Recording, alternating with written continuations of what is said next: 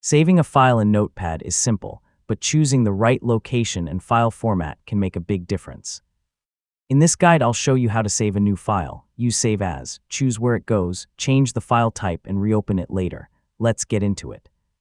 First, open Notepad and enter the text you want to save. This could be a quick note, a to-do list, or any plain text content. Once you've made your changes, you're ready to save.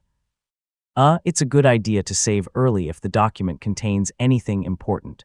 To save the document, open the File menu and select Save. If this is a new document, Windows will ask you where you want to store it and what you want to call it. Choose a folder, enter a clear file name, and select Save. If you want to save another copy or choose a different name, use Save As. Open File, select Save As, and choose your destination. For example, you might save one copy in Documents and another on your desktop. This lets you keep the original file unchanged. Next, check the file type options in the Save dialog. For a standard Notepad document, TXT is the most common format. Depending on your version of Notepad, additional format options may be available. If you simply need a basic text file, keep the standard text format and continue.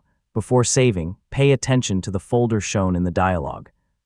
Documents is a convenient choice for files you want to keep organized, while the desktop is useful for something you need to access quickly. You can also create or select another folder. Choosing the right location makes your files much easier to find later. After a file has been saved, you can continue editing it and select Save Again to update the same file. If you use Save As with an existing file name, Windows may ask whether you want to replace the current file. Check the name carefully before confirming.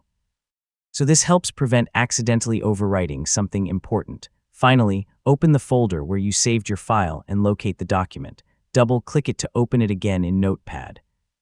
If you can't remember where you saved it, use Windows Search to look for the file name. And that's it. Your Notepad files are saved, organized, and ready whenever you need them.